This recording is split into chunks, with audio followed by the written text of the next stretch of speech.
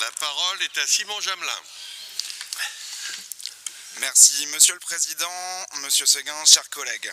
Le tourisme et le département du Nord, c'est toute une histoire.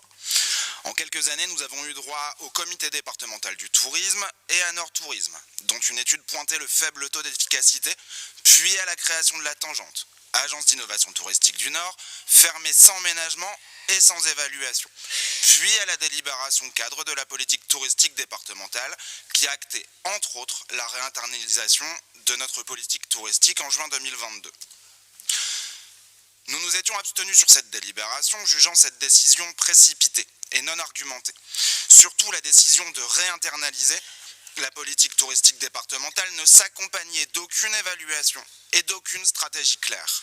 Nous ne savions pas où vous souhaitiez aller en dehors d'un retour à une promotion classique à coup de publicité et d'affiches en 4x3. Un an et demi après, vous nous présentez enfin une délibération sur la stratégie touristique.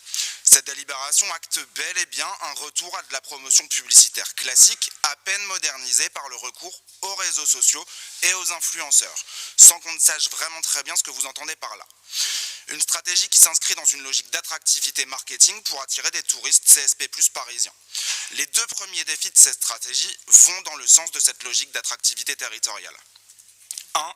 Faire gagner en notoriété et en attractivité la destination du Nord. 2. Travailler avec les prescripteurs pour promouvoir le Nord.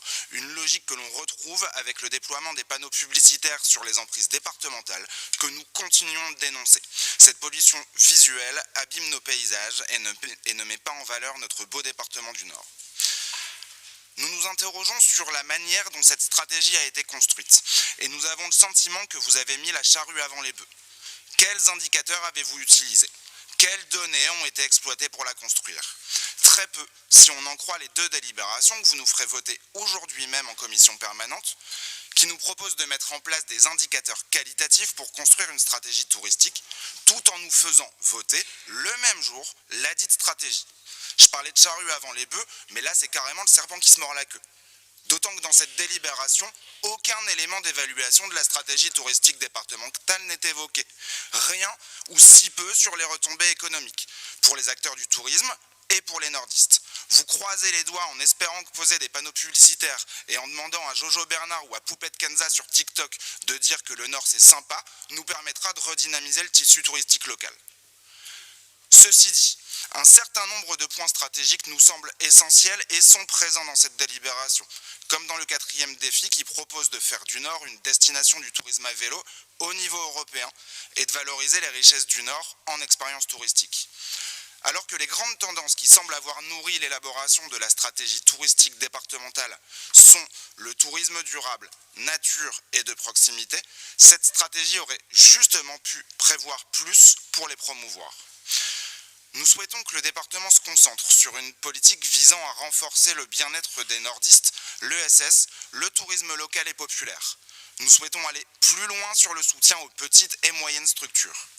Nous devons promouvoir un tourisme régénérateur des territoires qui contribue à la qualité de vie des habitants, comme le fait déjà la province de Flandre occidentale. Renforcer la coopération transfrontalière dans ce domaine, comme cela a pu être fait pour le tourisme de mémoire sur les différents grands sites de la Grande Guerre, nous semble une nécessité. Parce que la stratégie touristique départementale que vous nous proposez peut permettre des innovations intéressantes, pour peu qu'elles soient évaluées régulièrement en associant les acteurs du secteur, et malgré un volet promotionnel qui nous paraît discutable, nous voterons pour cette délibération. Je vous remercie.